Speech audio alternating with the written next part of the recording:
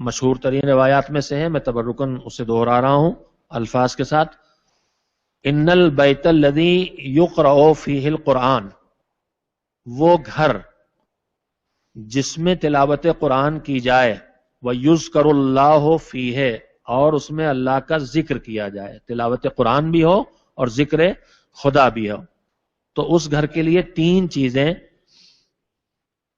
حاصل ہوں گی اور ایک شرف اس کو حاصل ہوگا. سبھی شرف ہیں، مجموعی طور پر 4 وعدے ہیں ایسے گھر کے لیے معصوم کے ارشاد میں کہ جس گھر میں تلاوت قرآن کی جائے اور جس گھر میں ذکر خدا کیا جائے. پہلی چیز جو ہم سب اس کے محتاج ہیں، سب اس کے ضرورت مند ہیں، پہلے دن میں نے گفتگو میں اس لفظ کا استعمال کیا تھا، برکت. ایک چیز ہے کثرت اور وسعت، اور ایک چیز ہے برکت.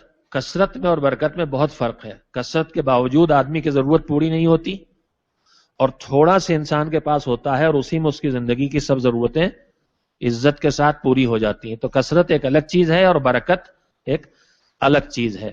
کثرت آدمی اپنی محنت سے، جفاکشی سے یا بے ایمانی سے کسی طرح بھی حاصل کر سکتا ہے، لیکن برکت حاصل کرنے کے راستے اللہ کی طرف سے معین ہیں. ان میں سے ایک راستہ ہے تلاوت قرآن.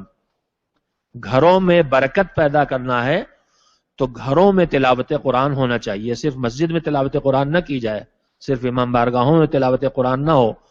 معصوم سے منسوب روایت ہے کہ جن گھروں میں تلاوت قرآن کی جاتی ہے وہاں پر پہلی صفت یہ پیدا ہوتی ہے کہ تکثر برکتہ، اس گھر کی برکت بڑھ جاتی ہے. دوسری صفت وَتَحْضَرُهُ الْمَلَائِكَةُ، ان گھروں میں جن میں تلاوت ہوتی ہے ملک وہاں نازل ہوتے ہیں. ہم نے ہمیشہ دیکھا ہے نبیوں کے گھروں میں، رسولوں کے گھروں میں، ائمہ کے گھروں میں.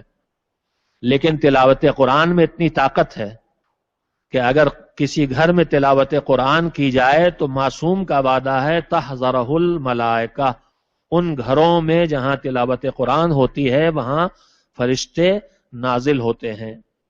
وَتَحْجَرُهُ الشَّيَاطِينُ، تیسری صفت تلاوت قرآن کی یہ ہے کہ جن گھروں میں تلاوت قرآن ہوتی ہے وہاں سے شیطان ان گھروں کو چھوڑ دیتے ہیں. اور اس کے بعد چوتھی صفت یہ بیان کی گئی ہے کہ نورانیت کیسی اس گھر میں پیدا ہوتی ہے. ہم زمین پر ہیں، آسمانوں میں کس دوری پر ستارے ہیں، ان ستاروں میں الگ الگ چمک والے، کوئی زیادہ چمکیلا ہے کوئی کم چمکیلا ہے. اس میں کوكب دری جو سب سے زیادہ چمکیلا ستارہ آسمان پہ دکھائی دیتا ہے شمال کی جانب، سب سے زیادہ روشن اور سب سے بڑا دکھائی دیتا ہے. معصوم کہتے ہیں کہ جن گھروں میں قرآن مجید کی تلاوت کی جاتی ہے آسمان میں رہنے والے لوگوں کے لیے، جن میں فرشتے شامل ہیں، آسمان کے باشندوں کے لیے وہ گھر اس طرح سے چمکتے ہوئے دکھائی دیتے ہیں جس طرح سے زمین والے آسمان پر چمکتے ہوئے ستاروں کو دیکھتے ہیں، چاہے اس نور کو ہم محسوس نہ کر سکیں جو ان گھروں سے نکل رہا ہے جن گھروں میں تلاوت قرآن کریم ہو رہی ہے. لیکن جو معنوی نگاہیں ہیں، جو اہل سما، جو آسمان والے ہیں، آسمان والوں کی نگاہوں میں یہ زمین کے وہ گھر اسی طرح سے چمکتے ہیں جیسے آسمانوں کے میں رہنے کے ستارے ہمارے لیے چمکتے ہیں.